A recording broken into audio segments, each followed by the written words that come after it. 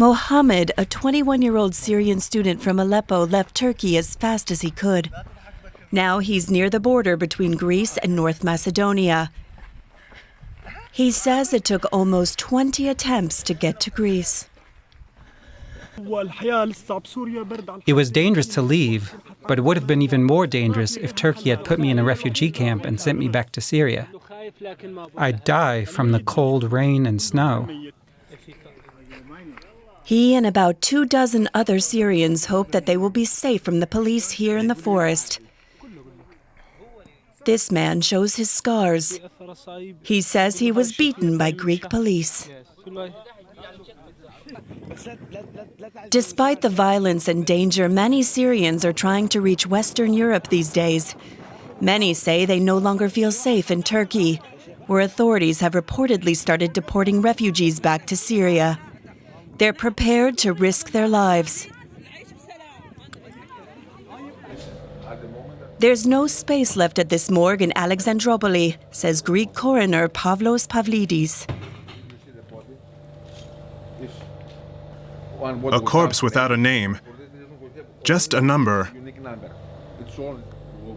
Many nameless bodies have been brought to him in recent weeks from the Evros River, which forms the Greek-Turkish border.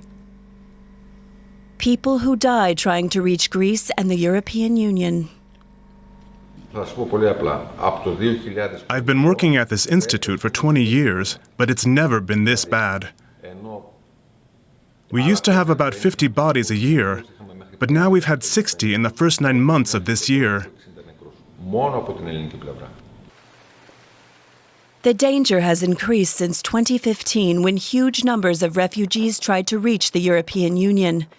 Greece has tightened controls and erected a high fence in some sections of the 200-kilometer border.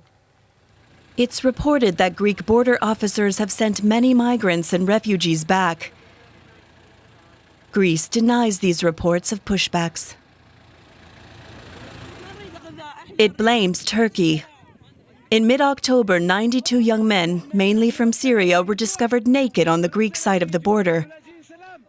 The men said that they'd been forced across by Turkish border guards after being ordered to remove their clothes. Mohammed is relieved to have made it to Greece safely. Tomorrow he plans to cross the border to North Macedonia and continue on what's called the Balkan route.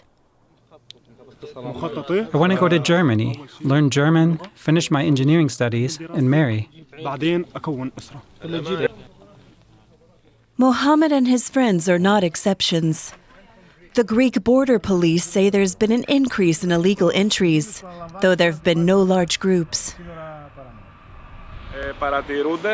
It's become harder to cross the Evros illegally, and so many are taking a longer detour through Bulgaria.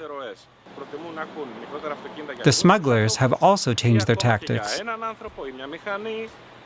People are brought over in ones and twos and small cars, even on motorbikes.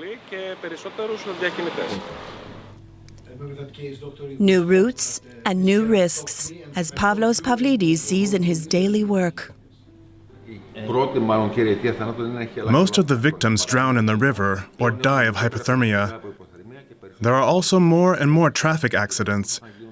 If a smuggler's car has an accident, there's usually more than one victim.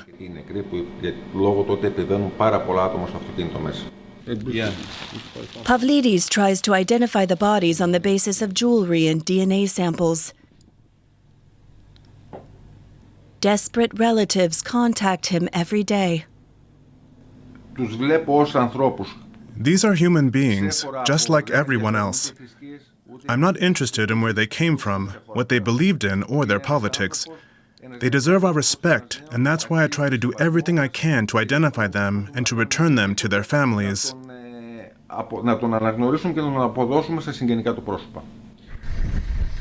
But he knows that the deaths at this border region of Europe are unlikely to end anytime soon.